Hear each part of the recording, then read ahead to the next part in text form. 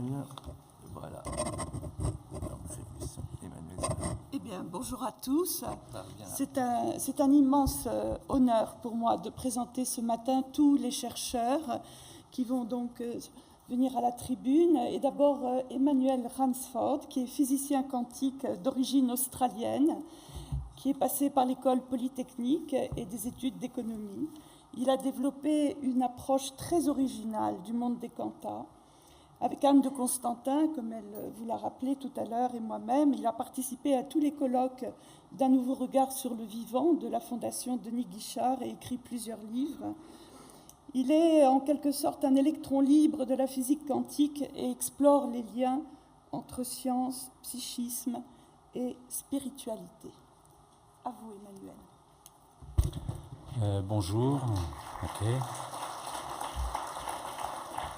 Alors, dans l'ordre de ce que je vais vous raconter, d'abord, je vais remercier notamment Anne de Constantin et Béatrice Milbert que vous venez de voir, sans lesquelles je ne serais pas là aujourd'hui.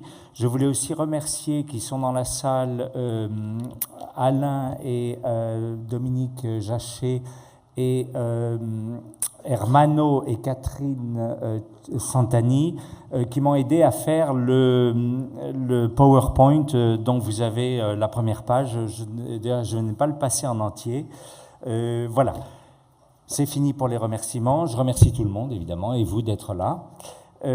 Donc, le titre de ma conférence est « Le spirituel au cœur de la matière ». Alors, je vais commencer en fait par deux petites citations. On verra après pourquoi, en fait, ces citations. La première, c'est « Science et spiritualité sont comme les deux ailes d'un oiseau. Sans ailes, sans jeu de mots, il ne peut y avoir d'envol de la pensée. » C'est-à-dire, en fait, ce sont deux sources d'inspiration dont la conjonction permet effectivement l'envol de la pensée. Donc, c'est comme nous avons deux jambes, s'il n'y a qu'une seule jambe, il y a un déséquilibre. Voilà, donc ça situe un petit peu l'importance de ces deux approches. Et la deuxième citation, c'est une de Guillaume d'Occam, celui du rasoir, qui donc était un théologien médiéval et qui disait... et ça sera un peu à la fin de mon exposé que ça aura son importance. Il disait, donc, je l'ai noté en anglais, je vais la traduire en français, en tant que Dieu, en tant qu'agent complètement libre, peut faire tout ce qu'il veut qui n'implique pas une contradiction. Et ça pose un vrai problème parce que ça veut dire, en quelque sorte, je m'amuse à faire un peu de provocation, que le petit Dieu de la contradiction serait plus puissant que le grand Dieu avec un D majuscule, puisque Dieu lui-même serait astreint à ne pas être contradictoire. Donc ça pose un vrai problème théologique. Je ne suis pas théologien, évidemment, mais ça pose un vrai problème logique. Et si on a le temps, nous en reparlerons. Je ne sais pas jusqu'à quand je peux blablater. D'accord, 11 heures. OK. Alors... en fait, je vais vous proposer un petit parcours dont la philosophie générale, c'est de dire que c'est un peu à l'image d'ailleurs du dessin d'Anne, c'est-à-dire la matière n'est pas à elle-même sa fermeture logique, ou elle n'est pas autosuffisante. C'est-à-dire au sein même de la matière, on peut dire... Ce serait d'ailleurs à mettre en rapport, mais ce serait un autre exposé avec le théorème d'incomplétude, mais la matière elle-même ne se suffit pas à elle-même. C'est-à-dire, de même qu'on peut démontrer avec les moyens des mathématiques que les mathématiques ne peuvent pas tout démontrer, c'est ce qui a été rappelé tout à l'heure, de même, on peut dire que la physique, depuis qu'elle est devenue quantique, montre d'une certaine façon elle-même qu'elle n'est pas l'alpha et l'oméga, elle est sans doute l'alpha, mais en tout cas pas l'oméga, de ce qu'on peut dire sur la matière elle-même. Et ça va se traduire comment ? Ça va se traduire par le fait que il se passe des choses bizarres dans le monde quantique, hein, c'est de notoriété publique, on sait les décrire, mais on ne peut pas les comprendre. Et en fait, c'est totalement compréhensible si on élargit notre cadre, notre référent conceptuel. Bon. Alors, en fait, ce que je vais proposer, ce qui va émerger, alors, où est le spirituel dans la matière ? En fait, il a deux points d'inscription. Le premier c'est je vais en parler tout à l'heure, c'est l'aléatoire quantique, c'est-à-dire l'aléatoire quantique, on est allé un peu vite pour le qualifier de A causal, le A privatif, c'est-à-dire c'est le hasard pur, sans cause, sans queue ni tête en quelque sorte. On est allé un peu vite sur ce plan-là, sachant qu'il y a d'autres possibilités qui sont au moins aussi intéressantes. Et l'autre point d'inscription, on va dire, de quelque chose qui peut être de la spiritualité dans la matière, c'est ce qu'on appelle la non-localité, qu'on appelle aujourd'hui plutôt l'intrication ou la non-séparabilité quantique. Intrication, c'est la traduction, c'est un mot que je n'aime pas beaucoup, mais c'est la traduction de l'anglais entanglement. Et nos amis canadiens français ont un mot plus joli qui s'appelle l'enchevêtrement. Je trouve enchevêtrement, c'est plus joli que intrication, mais voilà. Donc au Québec, je crois qu'on dit plutôt enchevêtrement, et je préfère ce mot-là. Donc je me sens un peu québécois, monsieur Mario Beauregard. Alors, voilà, donc en fait, la vision des choses que je vais proposer, c'est que les cantats, d'une certaine façon, hurlent à nos oreilles que la matière n'est pas que la matière. Mais comme nous avons des ornières, je dirais, vu d'une certaine manière, nous préférons ne pas comprendre les cantats que d'entendre ce qu'ils ont à nous dire. Voilà. Et donc je vais rappeler un peu, j'appelle ça les 3 fleurs quantiques, je vais rappeler un peu ce qui fait la différence entre la physique quantique et la physique classique, sachant que à partir de ces 3 fleurs qui sont les 3 éléments structurels, on a d'autres effets un petit peu bizarres, mais qui n'en sont que la conséquence, l'effet tunnel, la téléportation et ainsi de suite. Alors, je vais essayer de trouver dès aujourd'hui la bonne slide. Je ne sais pas comment on fait. Excusez-moi, je suis un peu un crétin. Deuxième révolution, donc on n'y est pas. C'est là. Ah, un petit bouton. Ou celui-là. Voilà, mais c'est ça, c'est parfait. Oui, c'est tout bête, oui. Comme moi. Donc, je dis que le quantique, c'est un bouquet de 3 fleurs. Et chacune de ces fleurs va énoncer un aspect fondamental qui fait la différence entre la physique classique et la physique quantique. Alors, pour revenir en 2 mots sur la physique classique, on peut dire que, en gros, elle nous propose une compréhension du monde avec 2 éléments constitutifs. L'un, c'est un petit caillou, et le deuxième, c'est un ressort. Le petit caillou, ce sont les particules élémentaires, c'est-à-dire la matière est faite à partir de briques élémentaires qui sont solides, ponctuelles. C'est du solide. C'est comme une petite bille d'épaisseur nulle. Donc, en fait, on comprend ça conceptuellement. Il n'y a pas de surprise là-dedans. Donc, c'est des petits cailloux. Le deuxième élément, eh bien, c'est un petit ressort, et quand on met le caillou au bout du ressort, eh bien, le ressort signifie quoi ? C'est une force qui va agiter et qui va mettre du dynamisme, une dynamique entre ces petits cailloux. Voilà, avec ça, on a la compréhension classique du monde de la matière. La physique quantique en propose une qui est totalement différente, qui est faite de chacune de ces 3 fleurs. Alors la première, c'est la fleur vibratoire, c'est-à-dire c'est l'onde quantique. Alors il y a tout un débat là-dessus. L'onde, est-ce qu'elle a une réalité physique, est-ce qu'elle n'en a pas ? Ça aussi, c'est un autre débat. Mais en tout cas, on s'aperçoit que quand on regarde à la loupe la matière, eh bien, elle n'est pas du tout statique, et partout ça vibre, ça bouge, ça vibre, ça pulse. Voilà. Alors ça, c'est la première fleur. Je ne vais pas en parler, mais on peut la comprendre à partir d'une réflexion ontologique, c'est-à-dire métaphysique. C'est-à-dire pourquoi, d'où vient cette omniprésence de l'onde quantique dans le monde de l'infiniment petit. Voilà, on peut le comprendre, je prétends qu'on peut le comprendre, mais qu'on est obligé d'élargir la réflexion physique à une réflexion métaphysique. Et c'est d'ailleurs l'occasion pour moi de préciser que la physique, on retourne en fait un peu à cet idéal grec, que la physique qui s'était détachée, vous savez que la matrice commune finalement à la démarche scientifique, ça a été au départ une matrice d'ordre philosophique, c'est-à-dire il y avait une compréhension un peu globale. Et la science s'est dégagée en se différenciant.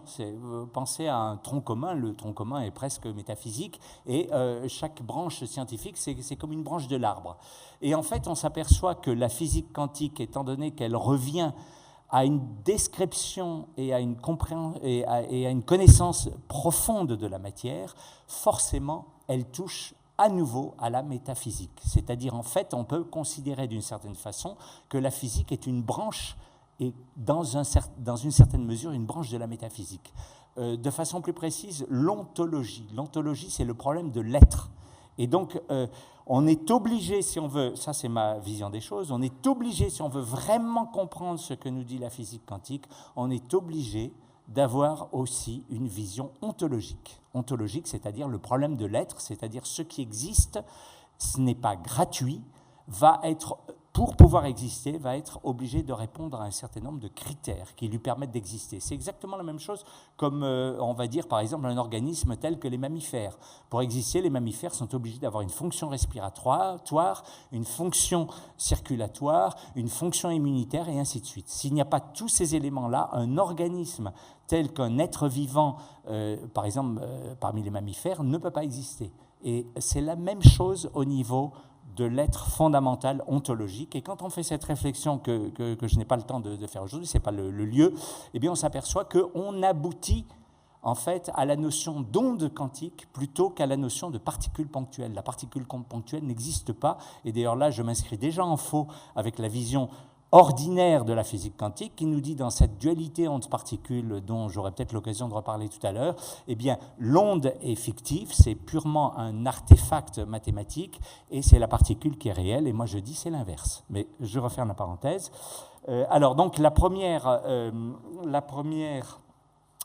fleur est vibratoire, c'est-à-dire c'est l'onde. La deuxième fleur est aléatoire. Alors je vous en ai parlé tout à l'heure. L'aléatoire, ça a été la deuxième surprise du monde quantique, c'est-à-dire alors que le monde classique était totalement déterministe, on se souvient de cette phrase de Laplace, enfin la citation de Laplace qui est toujours faite, du genre que si quelqu'un connaissait l'état du monde à un moment donné, il pourrait anticiper, savoir dans 1000 ans ce qui se passera et savoir il y a 1000 ans comment était l'état du monde, c'est-à-dire il y a une espèce de curseur qui fait que donnez-moi l'état du monde à un moment donné et grâce au déterminisme, je peux vous lire l'histoire complète du monde, ce qui d'ailleurs quand même pose un problème à nouveau ontologique ou métaphysique qui n'avait pas effleuré l'esprit de Laplace, c'est qu'un déterminisme n'étant jamais auto-explicatif, comment se fait-il que j'ai tel déterminisme plutôt que tel autre? Donc on sent bien que si on fait une explication purement déterministe du monde, on n'a rien compris. On a l'impression qu'on a tout compris, mais on n'a rien compris dans la mesure où on n'est pas capable d'expliquer pourquoi tel déterminisme plutôt que tel autre. Qui en a décidé, si quelqu'un en a décidé, et ainsi de suite. On sent bien que cette explication, c'est du faux semblant. Alors, donc l'aléatoire quantique, je vais y revenir, et c'est la notion, je dirais, de saut quantique. Alors le saut quantique, là encore, on n'a pas forcément compris, dans les interprétations actuelles de la physique quantique, on n'a pas forcément compris la généralité des sauts quantiques, c'est-à-dire les sauts quantiques, en général, on a tendance à dire qu'on a soit l'onde, soit quand on fait une mesure, il y a ce qu'on appelle une réduction du paquet d'ondes, et on ne fait pas le lien entre la réduction du paquet d'ondes liée à une mesure et un saut quantique qui va, par exemple, se produire quand vous avez un atome qui est excité. Il y a un électron périphérique qui est dans un état excité, c'est-à-dire il est un peu trop loin, et à un moment donné, spontanément, il va se remettre sur ce qu'on appelle un état fondamental ou une orbitale qui n'est pas excitée, et voilà, il y a donc un saut quantique, et en fait, c'est le même... il se trouve que c'est... En fait, en physique quantique, il y a deux types d'évolution. L'évolution ondulatoire qui est celle qui se vérifie à 99,97% du temps, et de temps en temps, il se passe autre chose. Et on a l'impression qu'il y a une particule. La dualité onde-corpuscule vient de là. C'est-à-dire, quand il y a un saut quantique, eh bien, le résultat, c'est que j'ai l'impression qu'il y a une particule. Par exemple, si vous avez un écran photosensible, c'est-à-dire un écran d'appareil photographique, rien d'autre, vous avez un photon qui arrive, eh bien, il va laisser une petite trace très localisée, ponctuelle sur l'écran, et là on va se dire, eh bien donc c'est bien la preuve que j'ai une particule ponctuelle qui est venue s'écraser à cet endroit-là, et en fait cette interprétation qui est l'interprétation intuitive n'est pas forcément juste. En tout cas, donc la physique quantique, au lieu de me donner une seule loi d'évolution qui serait liée à l'onde quantique, m'en donne deux. Il y a d'une part l'onde quantique, qui suit ce qu'on appelle le principe de moindre action, et en tout cas une équation d'onde, et une partie du temps, il y a le saut quantique. Et ce saut quantique, eh bien, vérifie une loi. Oui, il y a quelqu'un qui lève la main. Ah non, j'ai cru. Donc, ce qui est intéressant, c'est que les caractéristiques d'une des lois d'évolution et celle de l'autre sont totalement différentes. J'aurai peut-être l'occasion de revenir là-dessus. Alors donc ça, la deuxième fleur est aléatoire, sachant que ce que j'appelle le saut quantique, qui est très général, qui inclut les réductions du paquet d'ondes, mais aussi d'ailleurs l'effet tunnel et d'autres choses, eh bien cette évolution, on peut la décrire comme une évolution discontinue. Il y a discontinuité et aléatoire. Aléatoire, ça veut dire que à un état ondulatoire, l'état ondulatoire initial à l'état final, on ne peut savoir on ne peut connaître l'état final que de façon probabiliste. On ne peut pas avoir de certitude à l'avance. Et d'ailleurs là aussi, je me permets de faire un petit rapprochement sans développer. C'est comme si on touchait du doigt quelque chose de l'ordre de l'indécidabilité au sens du théorème de Gödel. C'est-à-dire, en fait, vous avez une théorie qui ne vous permet pas, par exemple, de savoir à l'avance si le fait de dire, par exemple, vous dites tel photon va atterrir en tel point de mon écran, eh bien, ce prédicat, qui fait sens dans la théorie, vous ne pouvez pas connaître sa valeur de vérité à l'avance. Eh bien, ça ressemble à l'indécidabilité gödélienne. Vous ne pouvez pas décider à l'avance où votre photon va atterrir sur l'écran. Et nous sommes effectivement en plein dans un témoignage, une expression physique de l'indécidabilité au sens de Gödel. Voilà, je referme la parenthèse. Alors, troisième fleur, c'est la fleur du lien. Et cette fleur du lien, en fait, on a parlé du lien tout à l'heure. Ça y est, c'est bon. Oui, non, je suis revenu en arrière. Je ne savais pas m'utiliser de l'écran, mais ça y est, j'ai appris. Rapide, voyez ça. Alors, la fleur du lien... Ah, parce que sur mon écran, j'en vois 2. D'accord. Donc, c'est seulement celle de gauche. Moi, j'ai la suivante aussi. C'est vraiment bien fait, ton truc. D'accord. J'apprends ça aussi. Alors, donc, le lien, donc, le monde quantique nous donne aussi de la réalité dans l'invisible, nous donne une idée différente de celle du visible. C'est-à-dire, quand nous regardons le visible, eh bien, nous sommes dans un univers où règne la séparation. Et si nous mettons ce que j'appelle des lunettes suprales, parce que, évidemment, j'ai mes néologismes, excusez-moi, Jean Stone, j'ai des néologismes, quand on met des lunettes suprales, c'est-à-dire si on arrivait à voir les liens de non-séparabilité, qu'on mette des lunettes qui nous les montrent, eh bien, on verrait comme des fils, on va dire des fils de nylon ou des toiles d'araignée, si vous voulez, qui relient tout l'univers entier. C'est-à-dire nous sommes dans une problématique de lien, et d'ailleurs tout à l'heure on a parlé du lien, et ce qui est aussi intéressant, d'un point de vue plus abstrait, c'est qu'on s'aperçoit aussi en mathématiques, et on a parlé de Hilbert, qui effectivement avait son programme de Hilbert qui était faux, mais je passe là-dessus. Mais en tout cas, il y a une approche des mathématiques qui revient à dire ce qui est important, ce n'est pas par exemple, que je traite de chiffres ou de x, y, z, de variables, mais c'est les relations entre ces différents éléments. Donc le lien, à la limite, est plus important que la chose. Et en physique quantique, on s'aperçoit que le lien est omniprésent et que nous sommes dans un monde dans un univers qui est relié, mais qui est relié dans l'invisible. Voilà, et ça pose un problème parce que ça veut dire qu'il y a un invisible et que cet invisible est invisible et c'est lui qui fait des liens entre nous. De quelle nature est ce lien? Et ça, les physiciens aujourd'hui ne le savent pas. La seule chose qu'ils peuvent dire, c'est que ce lien est indispensable, c'est comme ça qu'on l'a découvert, c'est-à-dire il est requis par leurs équations, mais on ne sait pas de quelle nature il est.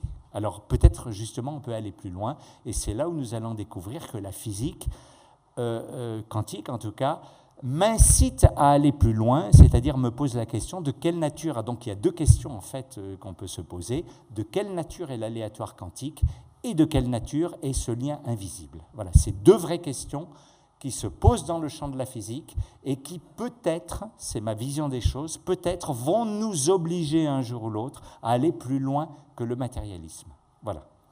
Alors, donc pour l'instant, je ne vous ai parlé que de la description, c'est-à-dire c'est ce que j'appelle la première révolution des quanta, elle est descriptive, c'est-à-dire la science physique, l'observation, l'expérimentation me permettent de dire que entre la physique classique et la physique quantique, il y a ces trois fleurs quantiques. La première, je rappelle, c'est l'onde quantique, et la deuxième, je le rappelle, c'est le saut quantique, et la troisième, c'est le lien de non-séparabilité, le lien d'enchevêtrement ou le lien de non-localité. Et ce lien de non-localité, je ne sais pas, en fait, je ne l'ai pas vraiment présenté, eh bien, c'est le fait qu'entre deux particules, vous avez deux particules qui vont, à un moment donné, interagir. D'ailleurs, pas forcément directement, ça peut être indirectement, mais enfin, peu importe. Et ces particules qu'on va appeler jumelles vont, par exemple, si c'est deux photons et qui vont dans deux directions opposées, se séparent et vont chacun à la vitesse de 300 000 km à la seconde, un tout petit peu moins, mais enfin, ne chipotons pas, donc vont très rapidement se retrouver à des distances colossales l'un de l'autre.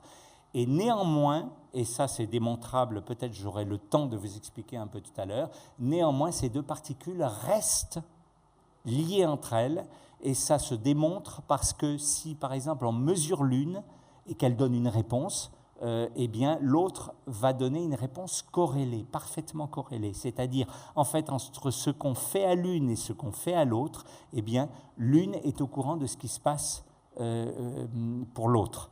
Et c'est quand même étonnant parce que notre univers, vous savez que par ailleurs on dit qu'il est relativiste, c'est-à-dire aucun signal, aucune information ne peut aller à vitesse supérieure à celle de la lumière.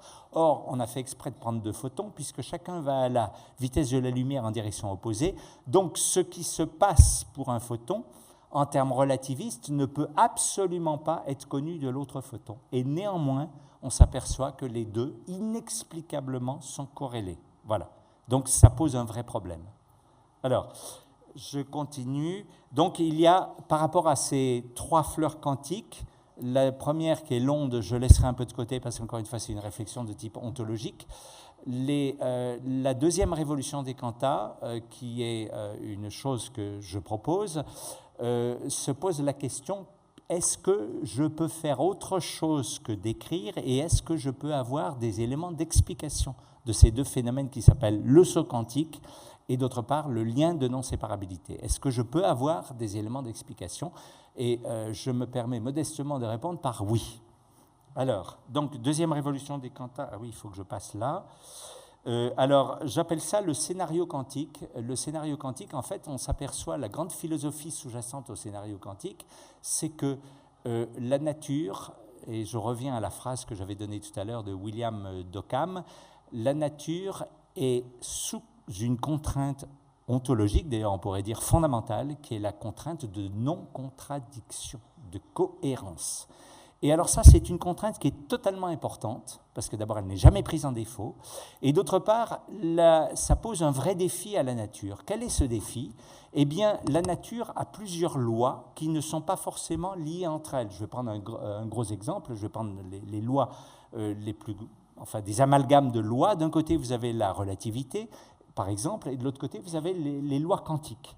Les lois quantiques et les lois relativistes, a priori, sont indépendantes, sont autonomes les unes par rapport aux autres. Il se trouve que, on pourrait imaginer deux spots lumineux. Un spot, c'est la relativité, l'autre spot, c'est les quantas.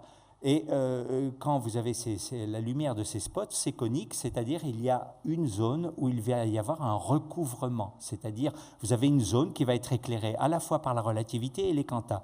Et bien dans cette zone de recouvrement, où on a à la fois le quantique et le relativiste, eh bien, étant donné que ces lois de l'une et de l'autre ne sont pas corrélées, ne sont pas liées, il n'y a aucune raison a priori pour que ces lois soient compatibles entre elles. Ce que je veux dire par là, c'est qu'un objet qui est éclairé par les deux peut se retrouver écartelé entre des exigences relativistes et quantiques qui sont mutuellement incompatibles. Et ça, effectivement, c'est une chose qui va se passer.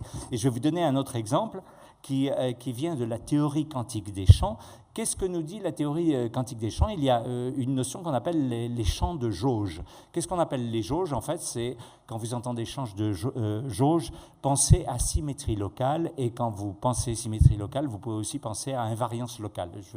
C'est un peu compliqué, donc je vais être simple, mais en gros, vous avez, par exemple, dans ces champs, vous avez deux choses possibles. Vous avez ce qu'on appelle des invariances ou des symétries globales. Des symétries globales, ça veut dire quoi? Ça veut dire que si vous changez quelque chose de façon uniforme dans l'univers, eh bien, symétrie globale, vous dites que vous n'allez pas changer, par exemple, le champ. Le champ, c'est comme une force, par exemple. Pensez à une force globale. Donc, je peux faire des transformations sur ce champ global, c'est-à-dire partout la même, et ça ne va rien changer. Ça, c'est ce qu'on appelle une symétrie globale. Mais vous avez autre chose, et c'est ça les symétries de jauge, c'est que vous pouvez avoir des transformations locales. Locales, ça veut dire que vous allez changer quelque chose au champ, mais de façon locale, c'est-à-dire différente selon les points d'espace-temps. Et passer d'une symétrie globale à une symétrie locale vous donne une richesse bien plus forte, puisque au lieu d'avoir c'est la même chose entre un costume, comment on pourrait dire, prêt-à-porter, et un costume chez le tailleur qui va vous faire du sur-mesure. C'est-à-dire, quand vous passez d'une symétrie globale à une symétrie locale, vous avez un monde qui est beaucoup plus riche, parce que vous avez une variété en chaque point d'espace-temps. Mais pour la nature, ça va aussi poser un problème de cohérence, sachant que vous devez maintenir quelque part une cohérence entre les différents points d'espace-temps malgré la transformation locale. Je ne sais pas si je suis très clair là-dedans, c'est un peu abstrait. Est-ce que vous comprenez?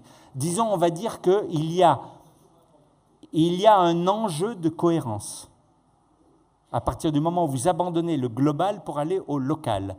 Eh bien, qu'est-ce qui va se passer? Eh bien, la nature va être obligée de développer une immunité anti-contradiction, et cette immunité va faire qu'elle va fabriquer quelque chose. Je vais donner deux exemples, juste deux exemples qui vont vous faire comprendre. Après, on va passer à la suite.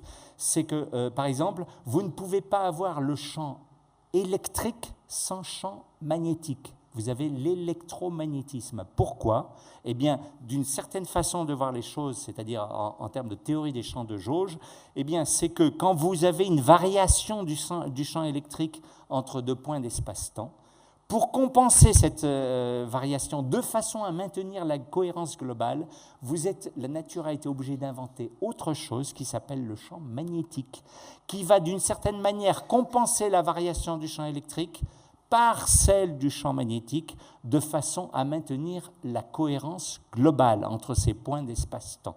Voilà, c'est-à-dire en fait, s'il y avait le champ électrique sans le champ magnétique, ou l'inverse, le champ magnétique sans le champ électrique, la nature serait incohérente. C'est-à-dire si vous faites une évolution en cycle et que vous revenez au point de départ, eh bien vous auriez quelque chose d'incohérent.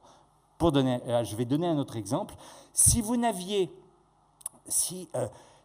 une invariance globale de vitesse. Si toutes les vitesses, ça veut dire que toutes les vitesses dans l'univers seraient les mêmes. Vous auriez quoi? Vous auriez des particules sans masse, tel le photon, c'est-à-dire vous aurez des particules qui vont toutes à la même vitesse, qui serait par exemple la vitesse de la lumière. Comment la nature a pu briser cette symétrie globale pour avoir une symétrie locale? Elle a inventé la masse. La masse, ce sont les particules massiques qui peuvent aller à des vitesses variables. Et comment elles font ça? Eh bien, quand vous changez la vitesse, vous changez la masse. Il y a en matière relativiste quelque chose qu'on appelle la masse au repos. Et on sait très bien dans les formules de la relativité restreinte que plus vous allez vite, plus la masse va être grande. Et pourquoi il y a cette masse? Eh bien parce qu'elle me permet de compenser la variation de vitesse par autre chose qui fait que globalement, malgré cette symétrie locale des vitesses, eh bien le monde va rester cohérent. Voilà, juste pour vous donner un avant-goût, un flavor. C'est-à-dire, en fait, la philosophie de la chose, c'est que la nature, pour maintenir sa cohérence, c'est-à-dire gagner en richesse Par exemple, une symétrie locale est beaucoup plus riche qu'une symétrie globale. La symétrie globale, c'est ceux qui marchent dans un défilé, ils marchent tous dans le même sens, on leur dit de changer, tel un seul homme, ils changent de direction. La symétrie locale, c'est une foule de la vie où chacun va à sa vitesse et dans sa direction. Voilà, donc c'est un monde beaucoup plus riche. En principe, donc quand on fait cette richesse, on a un défi de cohérence, et la nature, pour compenser, pour maintenir la cohérence, et ça, elle est obligée de le faire, eh bien, elle est obligée d'inventer du nouveau. La masse, je vous ai dit tout à l'heure, le magnétisme, le champ magnétique pour le champ électrique, et inversement, et on a plein d'autres choses. Et ce que je vais vous dire là-dessus, je n'ai pas beaucoup le temps mais la philosophie, c'est que le quantique, c'est ça. C'est-à-dire, en fait, la nature a eu des défis de cohérence, et à cause de ces défis de cohérence, elle a été obligée d'inventer le quantique. Voilà. Alors, je vais vous montrer ça, et j'espère avoir le temps. Et à partir de là, nous allons voir que ça veut dire que la matière elle-même est obligée de faire appel à une composante extramatérielle, et cette composante extramatérielle est du domaine du psychisme, et à partir du psychisme, nous pouvons extrapoler à quelque chose qui est de l'ordre du spirituel. Voilà, c'est ça un petit peu la philosophie de la chose, c'est-à-dire en fait, le fait que la matière ne soit pas self-contained, ne soit pas autosuffisante, oblige la matière elle-même d'être en synergie avec une composante extramatérielle. Et là, nous débordons de la matière, mais je dirais, c'est obligatoire. On ne peut pas faire sans ça, sinon la matière elle-même, encore une fois, n'est pas autosuffisante. Et cette nouvelle dimension qu'on va ajouter au réel va aller, y compris jusque vers la spiritualité. Voilà. Je veux aller tellement vite que je ne sais pas si... Alors, donc, il y a quelque chose qui s'appelle le scénario quantique. Alors, je vais aller un peu rapidement. Donc, c'est ce que je vous ai dit tout à l'heure. 15 minutes. Ouh là là. Bon.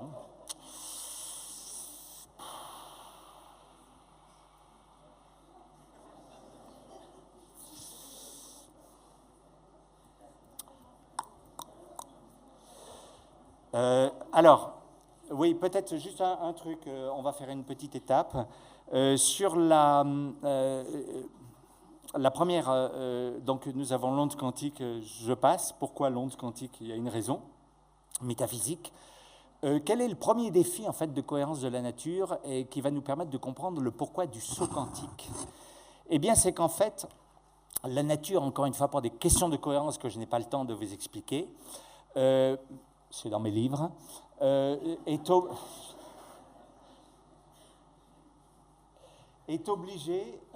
de faire de la séparation à un certain niveau, c'est-à-dire ce qu'on appelle la quantition, ce que j'appelle la quantition, qui implique la quantification, c'est-à-dire en fait, vous avez remarqué que les physiciens, quand ils font une expérience, ils disent on a trouvé 245 électrons, mais jamais on en a trouvé 243,57 et ainsi de suite. C'est ça ce que j'appelle la quantition, c'est une loi du tout ou rien. Un électron, sinon rien, comme disait une pub. C'est-à-dire, en fait, une particule élémentaire est à un certain niveau et dans une logique d'une loi de 0, 1, n, mais jamais n,24. Voilà.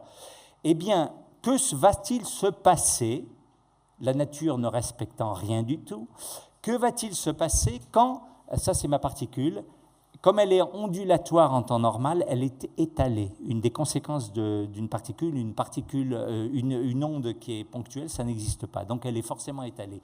Donc que va-t-il se passer si ma particule, qui est obligée de rester entière ou de disparaître en autre chose, un petit malin, j'amène ma paire de ciseaux évidemment ma nano-paire de ciseaux, et je veux couper la particule. Eh bien, contradiction, c'est-à-dire si la nature n'a rien prévu, eh bien, elle énonce une loi qui oblige ma particule à être dans une logique du tout ou rien, un électron sinon rien, pas 2/3 d'électrons, ça n'existe pas. Et il existe des conditions dans la nature où je peux m'arranger pour la découper, comme ma paire de lunettes. Que va-t-il se passer? Eh bien, pour préserver sa contradiction, c'est là que la nature va inventer quelque chose. Elle va inventer quoi? Elle va inventer le saut quantique. Que va faire le saut quantique? Eh bien, il va faire momentanément disparaître ma particule et va la ratatiner d'un côté ou de l'autre. Réduction du paquet d'ondes, elle était d'abord étalée des deux côtés et à la fin, elle n'est plus que d'un seul côté. Et on voit apparaître aussi un élément d'aléatoire, puisque au même état initial, eh bien, l'état final, ça sera soit la particule s'est remise en haut, soit elle s'est remise en bas. Et je ne peux pas le savoir à l'avance. Indécidabilité. Alors, ceci me... donc, je suppose que ça a été clair. Ceci, en tout cas, me montre qu'il y a des cas où l'aléatoire quantique va apparaître. Non seulement il va apparaître, mais il est indispensable. Sans l'aléatoire quantique, je ne pourrais pas avoir un ou l'autre. Il n'y a pas plus de raison que ma particule décide d'aller de ce côté-là que de l'autre. Et de quelle nature est cet aléatoire? Alors, quand vous avez l'aléatoire quantique, il y a non pas 2 possibilités qui ont été les seules considérées jusqu'ici, mais 3. Quelles sont ces 3 possibilités? Eh bien, la première possibilité, c'est acausalité, l'absence de cause, le A privatif. C'est-à-dire, je saute en l'air, il n'y a pas de cause, c'est juste parce qu'il saute en l'air, il n'y a rien d'autre à comprendre. Ça, c'est la première possibilité. La deuxième possibilité, c'est un crypto-exodéterminisme. Causalité. C'est un déterminisme caché et c'était l'idée de ce qu'on appelle les théories à variables cachées. Seulement, il y a un certain nombre de contraintes physiques qui font que, jusqu'à présent, on n'a pas été capable de proposer une théorie à variables cachées qui tienne la route par rapport à toutes les contraintes physiques. Alors, le déterminisme, en fait, c'est je requalifie ça, j'appelle ça de l'exocausalité. Ça veut dire quoi l'exocausalité? Ça veut dire que le déterminisme, c'est une forme de causalité qui est subie. Ça veut dire que quand vous avez un être déterministe, par exemple ça, je le lâche, ça tombe, l'objet qui tombe est soumis à une loi exocausale. Exo, c'est exogène, c'est-à-dire c'est pas lui qui en a décidé, ça lui est imposé, c'est exogène. Et ça, c'est la loi de la matière pure, c'est-à-dire ça tombe, c'est exogène. Il se trouve qu'il y a une troisième possibilité qui n'a pas été considérée jusqu'aujourd'hui, et c'est celle qui est que je considère, que je vais appeler l'endocausalité. Alors, de même que l'exocausalité, c'est une loi de causalité subie qui va se traduire par du déterminisme, puisque l'objet exocausal est donc soumis à détermination, il n'y a pas d'autre choix que de tomber. Eh bien, l'endocausalité, c'est une loi de causalité qui est endogène, c'est-à-dire au lieu d'être subie, elle est décidée. Et ça nous ramène, et c'est là où je dis que la physique nous amène à autre chose, eh bien, dire qu'il y a de l'exocausalité dans la particule, par exemple, qui va décider, entre guillemets, d'aller en haut ou en bas, alors que je veux la découper, c'est dire elle possède un pouvoir décisionnel, rudimentaire. Rudimentaire, il ne s'agit pas de me dire que l'électron est un petit bonhomme comme nous qui peut décider ceci et cela, mais au niveau rudimentaire, je trouve la trace dans la particule élémentaire. Dans l'aléatoire quantique, moi, je lui propose de lire la présence d'un élément d'endocausalité, c'est-à-dire qui décide, donc en gros, à la question, qui décide quand je veux découper l'électron qui n'a pas le droit de se laisser découper, qui décide que le saut quantique va aboutir en haut ou en bas, je dis, c'est le pouvoir décisionnel rudimentaire que possède l'électron. Voilà. Et ce pouvoir endocausal, ce pouvoir décisionnel, encore une fois, il ne s'agit pas de psychologiser l'électron, il est rudimentaire, mais je dis que ce pouvoir endocausal est l'inscription dans la matière de quelque chose qui n'est déjà plus matériel et qui est de nature psychique. Pourquoi avons-nous un pouvoir décisionnel qui fait que je peux tourner la tête comme ci ou comme ça? Parce que nous sommes des êtres psychiques à un niveau élevé qui s'appelle la conscience. Mais donc je dis que partout où il y a de l'endocausalité, il y a quelque part quelque chose qui est du domaine du psychisme. Alors très rudimentaire. Encore une fois, je ne suis pas en train de vous dire que l'électron est un petit être en modèle réduit comme nous. Je dis seulement qu'il possède un pouvoir décisionnel rudimentaire qui veut dire que dans l'électron lui-même et les autres particules élémentaires, je prends l'électron mais c'est toutes les particules élémentaires, il y a inscrit dans cette particule, c'est comme l'œuf, il y a le blanc d'œuf et le jaune d'œuf. Eh bien, il y a un petit jaune d'œuf qui est de nature non matérielle, qui est psychique, et qui devient active. Cette partie psychique devient active, en général elle est dormante, elle dort, elle devient active quand il y a besoin, justement, de faire un saut quantique pour sauvegarder la cohérence de la nature. S'il n'y avait pas le saut quantique, je vous le rappelle, eh bien la particule qui n'a pas le droit de se laisser découper se laisserait découper. Donc le psychisme est là, cette gouttelette de psychisme interne à toute particule est là pour permettre à la nature de rester cohérente quand on menace sa cohérence. Voilà, ça c'est la première chose. La deuxième chose, eh bien, c'est que cette partie psychique, je vais faire rapide parce qu'il doit me rester de l'ordre de 7 minutes, eh bien cette partie psychique en fait est celle qui va aussi créer du lien. Je vous ai dit que la partie exocausale, c'est-à-dire la partie déterministe, c'est la particule, eh bien on a un électron ici, on en a un autre là, les deux au point de vue matériel, c'est-à-dire exocausal pour moi, sont séparés. Néanmoins, la physique a prouvé qu'elles peuvent rester liées. C'est ce que je vous ai dit tout à l'heure pour les deux photons. Eh bien, que se passe-t-il? Il se passe que les deux photons liés sont liés au niveau endocausal. C'est-à-dire c'est ce petit jaune d'œuf qui est interne à toute particule, qui, lui, n'obéit pas aux lois de la matière qui sont les lois exocausales, obéit à d'autres lois, et notamment, eh bien, c'est lui qui crée le lien. Et le fait qu'il soit non matériel a un certain nombre d'implications, et notamment le fait qu'il n'est pas astreint aux lois relativistes. Et ça, c'est important parce que ça me permet de comprendre pourquoi et comment mes deux photons qui sont aux deux bouts de l'univers, donc qui en termes relativistes ne devraient pas pouvoir communiquer, c'est-à-dire ne devraient pas pouvoir être en corrélation, ça, c'est pas possible puisqu'ils sont ce qu'on appelle un intervalle du genre espace. Eh bien, ces deux photons, malgré tout, à cause de leur composante immatérielle qui est endocausale, peuvent continuer à être en lien. Voilà. Donc, c'est là, to make a long story short, j'arrête un peu sur la physique. Tout ça, 5 minutes, me reste-t-il, c'est affreux. C'est horrible. Écoutez, je vais prendre le pouvoir. Aujourd'hui, vous allez m'entendre ce matin. Tant pis pour les autres exposés. J'y reste. Il va falloir faire venir les flics pour me déloger. Moi, je suis comme ça. Qu'est-ce qu'on disait? À cause de cet affreux bonhomme qui me dit qu'il me reste 5 minutes, je permets. Pardon? Ben oui, il y en a qui ont trop parlé avant. Non, je plaisante. Je suis un vrai gamin. Je m'arrête là-dessus parce que... Alors, voilà, donc la philosophie de la chose, c'est que si l'on regarde le quantique dans cet esprit de se dire il se pourrait que derrière l'aléatoire quantique se cache de l'endocausalité, eh bien on s'aperçoit que peut-être dans la matière elle-même, la matière est habitée d'un élément non physique. C'est tout le problème entre l'exocausalité déterministe et l'endocausalité aléatoire. Voilà.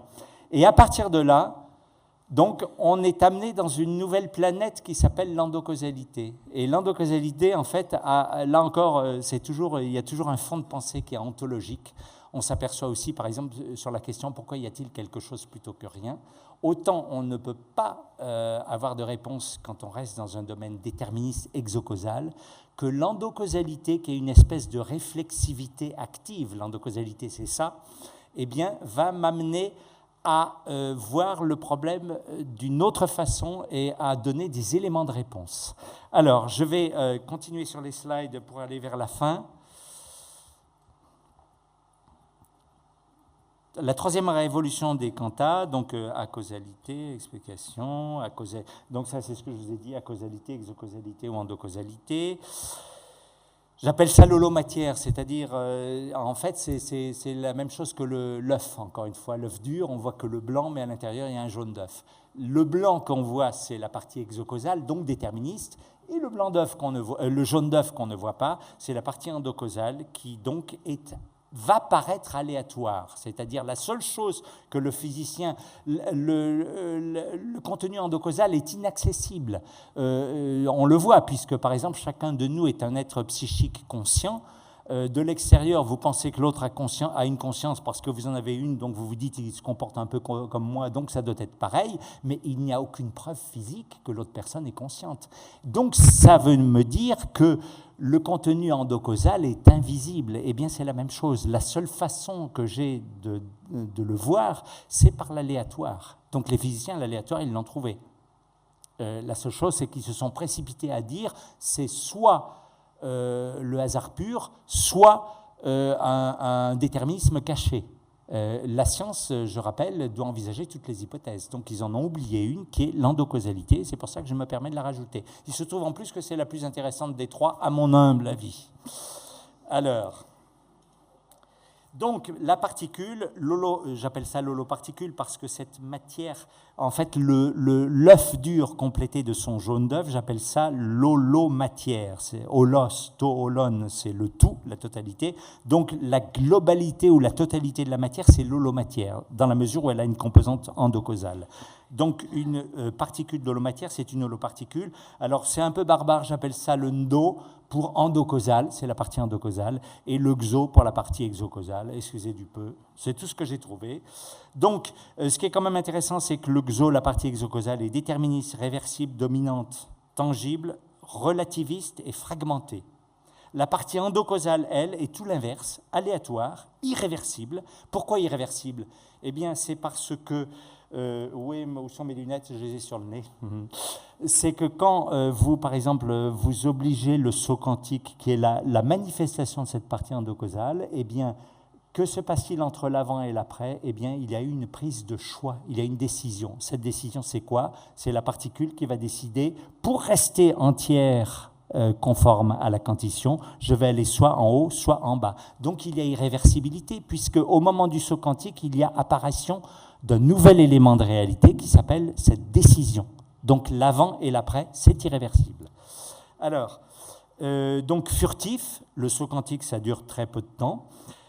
Invisible, c'est pour ça que les liens de non-séparabilité sont invisibles. Heureusement, sinon on n'arriverait rien à voir. Arrelativiste, grâce à ça, ça fait que mes deux photons parviennent en dehors de l'espace-temps, c'est-à-dire l'endocausalité transcende l'espace-temps. Grâce à ça, je peux avoir les deux particules qui restent liées. Alors, je n'ai pas eu le temps de vous le dire, mais faites-moi confiance. Et confiance. Eh bien, c'est que le lien de non-séparabilité est à nouveau là pour une problématique de cohérence. Voilà. C'est lié à ce qu'on appelle des lois de conservation collective qui sont virtuelles. Je peux peut-être vous en dire deux mots si vous êtes sage. Et si j'ai... Non, j'ai pas le temps. Bon, on me dit. Le cerbère méchant qui est là me dit que je n'ai pas le temps. Alors, dualité matière parale, ok. Donc voilà, ok. Alors, ce qui est intéressant, c'est qu'à partir de l'endocausalité, j'ai un accès à un autre niveau de réalité qui est celui de la transcendance. C'est-à-dire l'endocausalité partielle, c'est au niveau de l'immanence, c'est-à-dire de notre monde manifesté. Il y a un autre niveau... Attendez, l'information suprale, j'ai pas le temps. Qui suis-je? J'ai pas le temps. D'ailleurs, ça vous intéresse pas. L'énergie subtile, j'ai pas le temps. De l'immanence à la transcendance.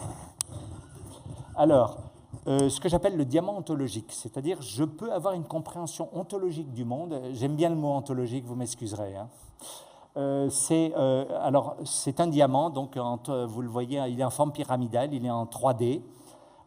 Vous avez trois sommets. Sur l'un, il y a marqué A, sur l'autre, il y a marqué exo, endo et our. Alors, le premier A, c'est acausalité, c'est-à-dire je peux comprendre le monde en disant qu'il y a des choses qui sont acausales. Moi, je ne mange pas de ce pain-là, mais why not? Warum nicht, comme disait Goethe avant moi. Ensuite, exo, évidemment, vous avez compris, c'est exocausalité, c'est-à-dire c'est le déterminisme.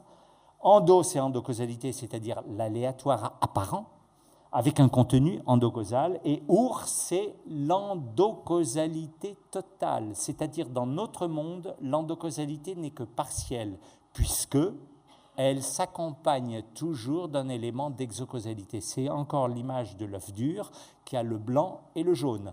Le jaune, qui est la partie endocausale, est limité par la présence du blanc. Mais on va extrapoler cette notion d'endocausalité partielle à l'endocausalité totale. C'est Ur-causalité. Vous savez, Ur, c'est Urmensch et tout ça, c'est la racine allemande de primordial, parce que pour moi, c'est ça la forme de causalité qui était primordiale. Et ça, c'est le domaine du divin, c'est-à-dire, en fait, c'est du tout est possible, puisque cette Ur-causalité, comme vous voudrez, n'est pas limitée par une exocausalité. C'est-à-dire, c'est une réflexivité active totalement puissante. Elle peut être tout ce qu'elle veut. C'est-à-dire, en fait, par exemple, si mes lunettes, que je fais beaucoup travailler aujourd'hui, mais vous inquiétez pas, elles sont payées à la fin du stage, mes lunettes, si elles étaient urcausales, alors là, c'est comme nous, par exemple, on est partiellement endocausal, donc je peux décider de faire ceci, cela, mais je ne peux pas décider d'avoir 3 paires de bras, un nez long, ou de m'arrêter à l'heure. Bientôt. Mais l'urcausal, alors je vais peut-être juste finir là-dessus, si j'étais urcausal, ou si mes lunettes étaient urcausales, elles pourraient décider d'avoir, elles font, mettons, 10 cm, d'en avoir 5, elles pourraient décider de disparaître, mais elles pourraient aussi décider de s'auto-créer à partir du néant. C'est-à-dire, en fait, on rentre dans un contexte logico-conceptuel totalement différent, où, par exemple, le non-être ne s'oppose pas à l'être et plein d'autres choses, et c'est véritablement le domaine du divin. Donc, tout ça pour vous dire qu'en... Alors, je résume et je conclus. Première chose, une certaine façon de regarder les quantiques m'a montré me donne à penser que dans l'œuf dur, qui est la particule élémentaire, il y a aussi le jaune. Et le jaune, c'est la partie endocausale qui est du domaine psychique, qui n'est pas matériel et qui de temps en temps se manifeste et va se manifester par 2 aspects, le saut quantique aléatoire et le lien de non-séparabilité ou d'enchevêtrement. Ça, c'est la première chose. Deuxième chose, si je pousse la réflexion plus loin, je me dis j'ai de l'endocausalité partielle.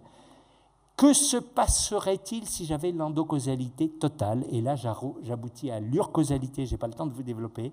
Et ça, c'est le domaine véritablement de l'absolu, de la transcendance et du divin. Et on arrive aussi à une autre vision des choses en se disant, au début était l'urcausalité. Et donc, je vous livre juste ça et j'en aurai fini. C'est que vous dire qu'on peut imaginer qu'au début, c'est-à-dire avant le Big Bang, avant le monde manifesté, n'importe quel monde manifesté, au début était l'urcausalité. C'est-à-dire, l'urcausalité, c'est le réversible et le mou. L'exocausalité, c'est le rigide. À un moment, l'entité urcausale, disons le bon Dieu pour faire simple, a décidé d'injecter dans une partie de lui-même un élément d'exocausalité, et ça s'appelle la genèse. C'est-à-dire, en injectant de l'exocausalité dans une partie de lui-même, il a donc créé une entité hybride exocausale, endocausale. Ça revient à dire qu'il a créé un monde manifesté. C'est véritablement l'acte de création. Et donc, on s'aperçoit que Ur-causalité, c'est pour ça que je l'ai appelé Ur, c'est la causalité, la forme de causalité primordiale. Au début était le réversible et le mou et le divin. Et à un moment donné, ce divin, parce qu'il s'embêtait ou par amour, comme on a dit, par acte d'amour, a décidé d'injecter de l'exocausalité dans une partie de lui-même et a créé un monde manifesté tel que le nôtre. Voilà, j'en ai fini. Donc tout ça pour vous dire que ce parcours physique et métaphysique se fait en 2 étapes. La matière ne suffit pas, la matière au sens de l'exocausalité. J'ai besoin d'un élément d'endocausalité. Ça, c'est la première étape. La deuxième étape, c'est cette endocausalité est partielle. Et que se passerait-il si cette endocausalité était totale? Et là, je quitte le domaine de l'immanence et je passe dans le domaine de la transcendance et je suis en plein pied dans le domaine de la spiritualité. Voilà.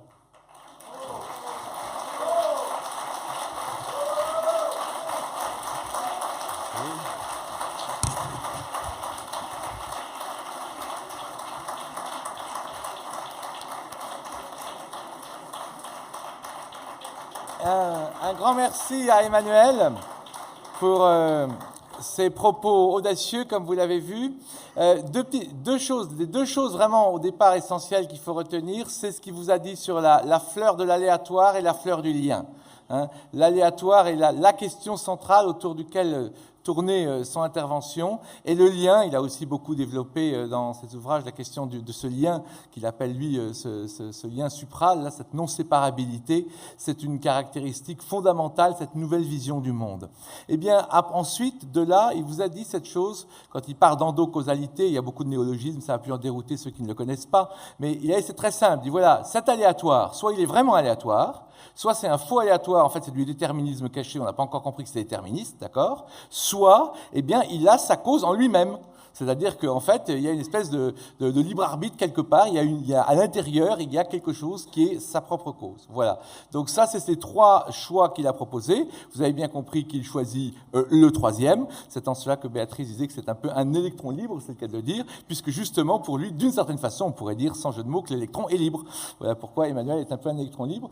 Mais en tout cas, ce qui est important, c'est de montrer comment la physique quantique révolutionne les types de réflexions que l'on peut avoir, et aussi dans cette journée, nous avons voulu avoir des scientifiques qui vont justement sur les frontières, sur la crête dont parlait Jean-François, et je pense que c'est un bon exemple pour commencer.